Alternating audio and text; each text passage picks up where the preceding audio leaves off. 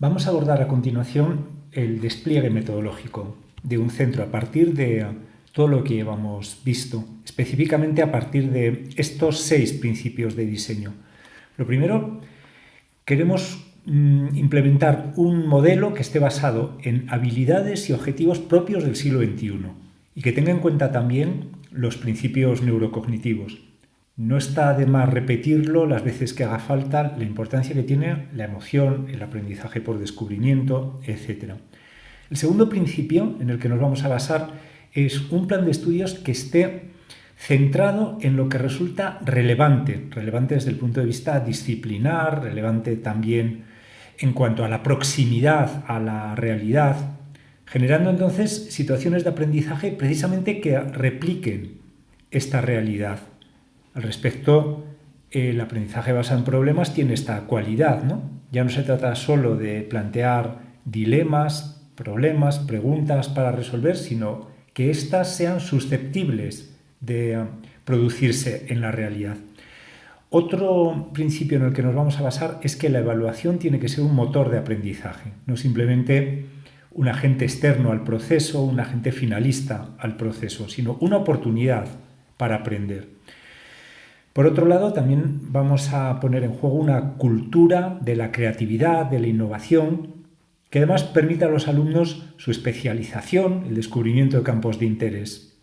El quinto principio sería promover metodologías que permitan vehicular la conexión social y emocional. Es decir, que el currículo se aborde desde el punto de vista de lo que para el alumno resulta importante. Por último, el sexto principio sería proporcionar un acceso ininterrumpido a herramientas y a recursos de aprendizaje dentro de este entorno tecnopedagógico del que ya hemos hablado. Este sería un ejemplo de despliegue dentro de este planteamiento de desarrollo competencial. Como se puede ver, he señalado en un color distinto el trabajo cooperativo, las herramientas Thinking Based Learning, los organizadores gráficos, faros cognitivos, etc. y el Flipped Classroom. Para mí realmente no son metodologías finalistas, metodologías intrínsecas, sino son más bien la base de las verdaderas metodologías inductivas. Es decir, para llevar a cabo un trabajo por proyectos, un aprendizaje basado en problemas, etc., podemos recurrir a dinámicas, a estrategias de trabajo cooperativo, también de forma esporádica al concurso de estos organizadores gráficos.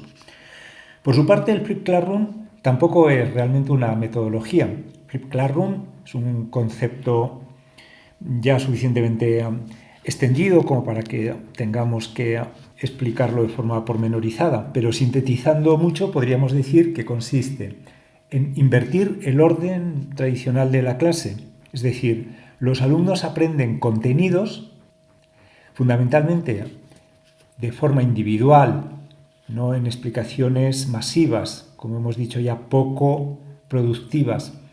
Y como deberes, pueden ser como deberes domésticos, como tareas hechas en tiempo de casa, o bien puede ser en tiempo escolar. La idea de Flipped Classroom no implica necesariamente deberes fuera del horario escolar.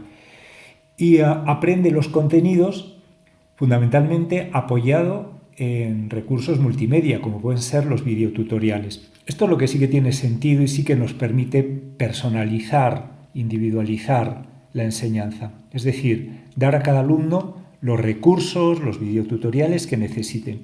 Pero no se trata obviamente solo de recursos estáticos, un vídeo, una infografía, un texto, etc., sino también de actividades que permitan que esos conocimientos se curen, se pongan en juego.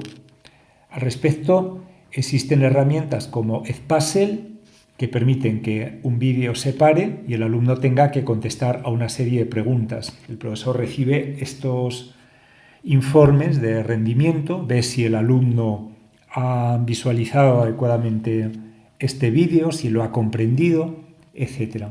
Eso, de forma resumida, sería la primera parte del Flipped Classroom. La finalidad del Flipped Classroom es liberar tiempo de clase para que ahí donde sí es importante el profesor, estimulando con preguntas, retos o simplemente ayudando en determinados momentos puntuales a los alumnos, pueda llevar a cabo todas estas otras metodologías inductivas.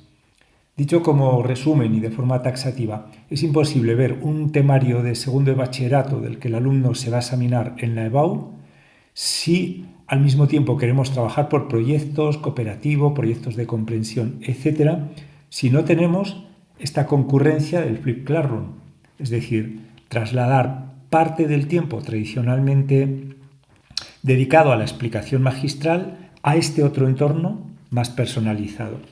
Por eso insisto, cooperativo, herramientas TBL o Flipped Classroom serían las premetodologías de nuestro modelo. Las metodologías fundamentales serían el trabajo por proyectos, el aprendizaje basado en problemas, los proyectos de comprensión o la generación de entornos personalizados de aprendizaje. A su vez podríamos también señalar que para el desarrollo de estos entornos personalizados de aprendizaje podemos poner en juego conceptos como el aprendizaje rizomático. De forma muy sintética consistiría en que un alumno, sobre un núcleo común de contenidos mínimos, de aprendizajes mínimos, decide echar raíces, es decir, emprender su propio camino de aprendizaje, especializarse en un determinado subtema o desarrollo que le resulta de más interés o simplemente hacerlo, es decir, desarrollar un determinado campo desde el punto de vista de sus fortalezas, con el cómic histórico, con cada uno poniendo en juego sus verdaderos intereses y estableciendo también nexos, uniones entre estos grupos de alumnos que avanzan de forma paralela pero individualizada en estos campos de especialización. Por eso esa metáfora del rizoma. O bien, otro concepto, en este caso enunciado por Sugata Mitra, es el de entornos de aprendizaje autoorganizados, es decir, permitir a los alumnos grupos de debate, de estudio, elección de una determinada película, novela, etcétera, para aplicar todo lo que saben respecto al romanticismo español del siglo XIX, etcétera. A eso me refiero con entornos de aprendizaje autoorganizados. Dentro del trabajo cooperativo, dos desarrollos podrían ser las comunidades de aprendizaje, ya mencionadas, o el apadrinamiento lectoescritor, matemático, de cualquier otra materia realmente. A esto es a lo que podemos denominar el aprendizaje verticalizado. Pero claro, todo esto está muy bien como principios metodológicos o como desarrollos metodológicos, pero siempre y cuando seamos capaces de encontrar, de esto hablaremos más adelante de forma específica, un modelo de evaluación competencial que realmente sea coherente con nuestra distribución del tiempo escolar. Es decir, lo que no puede ser es que trabajemos en clase cooperativo, proyectos, etcétera, y luego el 90% de la calificación del alumno se deba a un examen convencional, porque entonces, evidentemente, la primera vez puede colar, pero la segunda no.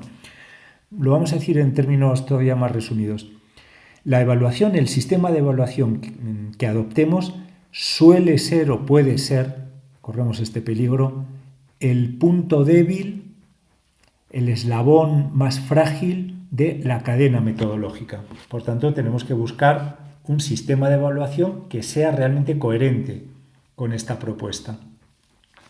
Y evidentemente, este despliegue metodológico, insisto en la palabra despliegue, no sucede de forma abrupta, de forma no planificada, No voy a proponer esto como el único de los posibles despliegues metodológicos, pero sí sería un ejemplo, El trabajo cooperativo en este modelo, en este centro escolar concreto, lo hemos desarrollado desde infantil hasta la ESO, es un centro sin bachillerato, pero de formas muy diversas, En infantil de 3 años empiezan con estrategias de trabajo cooperativo simples, como pueden ser gemelos pensantes, como puede ser también gemelos de rutinas, etc.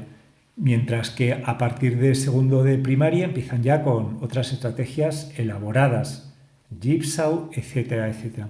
En todas las etapas existen estas estructuras de verticalización.